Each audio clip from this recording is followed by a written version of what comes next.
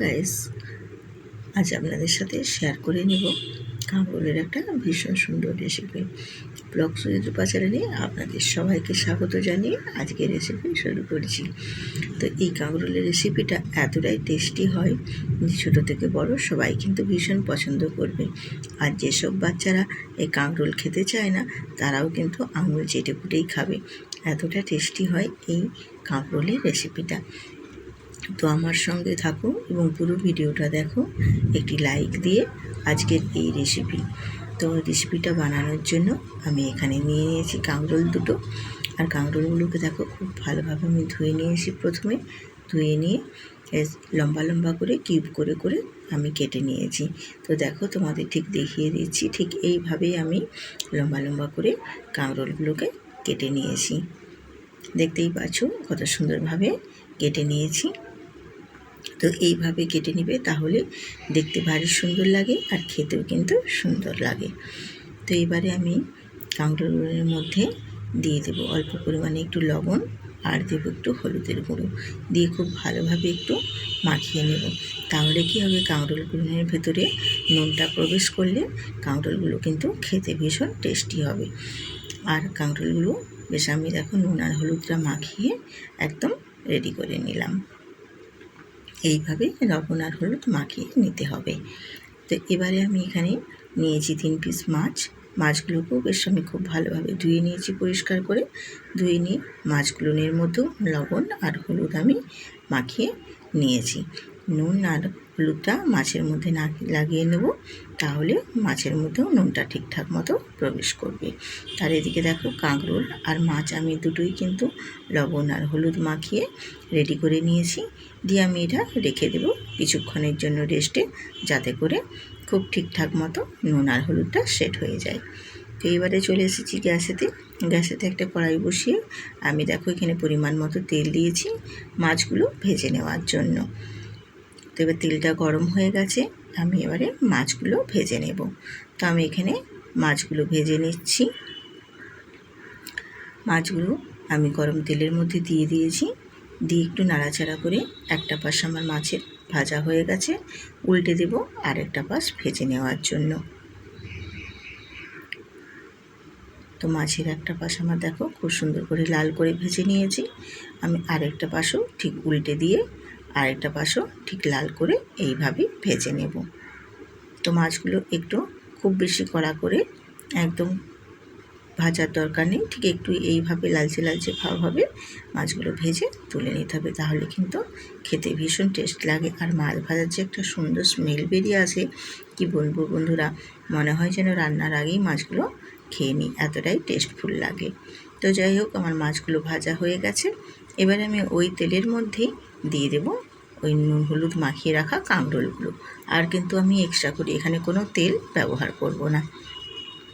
তো কাঁকরোলগুলো তেলের মধ্যে দিয়ে নাড়াচাড়া করে বেশ একটু হালকা লালচে লালচে ভাব করে ভেজে নেব। তা আমি উল্টে পাল্টে কাঁকরোলগুলোকে একটু নাড়াচাড়া করে বেশ একটু হালকা লালচে করে ভেজে নিচ্ছি। দেখুন, এইভাবে ভেজে নিলে কি হয়, কাঁকরোলগুলো খেতে কিন্তু ভীষণ সুন্দর লাগে। আর কাঁকরোলের যে একটা কাঁচা গন্ধ থাকে, সেই কাঁচা গন্ধটা থাকবে না। তাহলে কাঁকরোল এইভাবে একটু নুন হলুদ মাখিয়ে নিলে খেতে কিন্তু ভীষণ টেস্টি হয়। তো আবারও কাঁকরোল ভেজে তুলে নিয়েছি। ওই তেলের মধ্যেই আমি এবারে দিয়ে দেবো একটা বড় সাইজের পেঁয়াজের কুচো। পেঁয়াজের কুচোটা দিয়ে নাড়াচাড়া করে আমি হালকা ব্রাউন কালার করে ভেজে নেব পেঁয়াজটা। কাঁকরোলকে এইভাবে ভেজে নিয়ে নুন হলুদ মাখিয়ে রান্না করলে খেতে কিন্তু ভীষণ টেস্টি হয়। বাচ্চারাও কিন্তু ভীষণ পছন্দ করবে এইভাবে রান্নাটা করে নিলে। তো আর এদিকে দেখো, যেমনি আমি কাঁকরোলগুলো লম্বা লম্বা কেটেছি, ওই রকমভাবেই আমি একটা আলুও কেটে নিয়েছি লম্বা লম্বা করে, দিয়ে ওই পেঁয়াজের মধ্যে দিয়ে দেবো। আর পেঁয়াজ আর আলুটা একটু হালকা করে নাড়াচাড়া করে আমি ভেজে নেব। পেঁয়াজ আর আলুটা একটু হালকা করে নেড়ে ভেজে নিয়েছি দেখো, দিয়ে এবার দিয়ে দেবো ওর মধ্যে স্বাদ মতো লবণ দিয়ে দিলাম। দিয়ে আবারও আমি একটু নাড়াচাড়া করে ভেজে নেব পেঁয়াজ আর আলুটা। তাহলে নুনটা দিয়ে দেওয়ার ফলে কী হবে, আলুগুলো একটু তাড়াতাড়ি সেদ্ধ হয়ে যাবে। তার এদিকে আমি গুঁড়ো মশলাগুলো দিয়ে দিলাম দেখো, হলুদের গুঁড়ো, লঙ্কার গুঁড়ো, ধনে গুঁড়ো আর জিরে গুঁড়ো। গুঁড়ো মশলাগুলো দিয়ে আমি আলু আর পেঁয়াজের সাথে নাড়াচাড়া করে একটু কষিয়ে নেব। এইভাবে দেখো গুঁড়ো মশলাটা একটু নাড়াচাড়া করে নিয়ে এবারে আমি ওর মধ্যে দিয়ে দেবো 1 টেবিল চামচ আদাটা আমি অবশ্যই এখানে গ্রেট করে নিয়েছি, আর নিয়েছি একটা টমেটো আর 4-5টা কাঁচা লঙ্কা। কাঁচা লঙ্কাগুলো অবশ্যই আমি একটু চিড়ে দিয়েছি মুখগুলো দিয়ে। দেখুন গুঁড়ো মশলার সাথে বেশ ভালোভাবে আমি এটাও কষিয়ে নেব। একটু কষিয়ে নিয়ে তারপরে দিয়ে দেবো অল্প একটু জল, যাতে করে মশলাগুলো বেশ সুন্দর করে কষানো হয়ে যায়। জলটা দিয়েও দেখো নাড়াচাড়া করে বেশ ভালোভাবে কিন্তু একটু কষিয়ে নিচ্ছি। তো এই কষানো পর্যায়ের মধ্যে আমি এখানে দিয়ে দেবো ভেজে রাখা কাঁকরোলগুলো দিয়ে আমি আবারও একটু সমস্ত কিছু আলু, কাঁকরোল, মশলা সমস্ত কিছু বেশ ভালোভাবে একদম নাড়াচাড়া করে শুকনো করে কষিয়ে নেব, যতক্ষণ না মশলার গা থেকে সমস্ত কিছু থেকে তেল ছেড়ে বেরিয়ে আসছে। এই রকমভাবে ভাজা করে নিলে মশলার কাঁচা গন্ধটাও বেশ সুন্দরভাবে চলে যাবে আর সবজিগুলোও বেশ সুন্দর করে কষানো হয়ে যাবে। তো এবার আমি দিয়ে দিলাম এখানে পর্যাপ্ত পরিমাণ জল, যতটা যার যেরকম প্রয়োজন সেই মতোই এখানে আমি জল দিয়েছি, তোমরাও সেই মতো দিয়ে দেবে।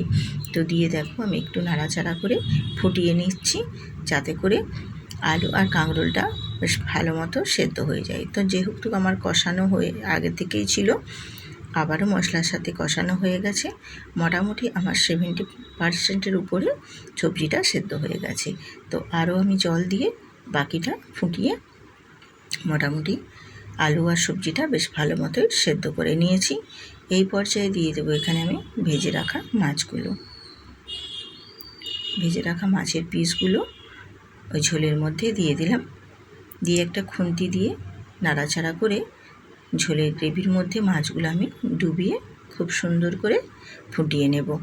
তাহলে কি হবে, মাছের ঝোলটাও কিন্তু বেশ সুন্দর লাগবে খেতে, আর মাছগুলোও বেশ নরম হয়ে যাবে, আর ঝোলের ফ্লেভারটাও বেশ সুন্দর লাগবে।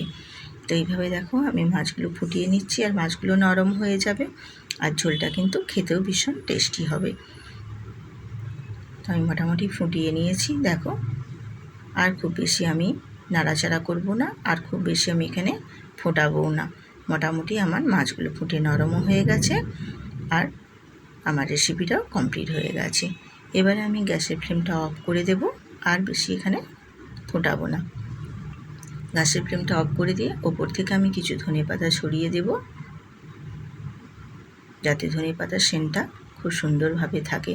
তো যাই হোক, আমার কাঁকরোল দিয়ে মাছের এই রেসিপিটা পুরো কমপ্লিট হয়ে গেছে। তো আজকে তোমাদের এই রেসিপি কেমন লেগেছে বন্ধুরা, একটা কমেন্ট করে জানাতে ভুলো না।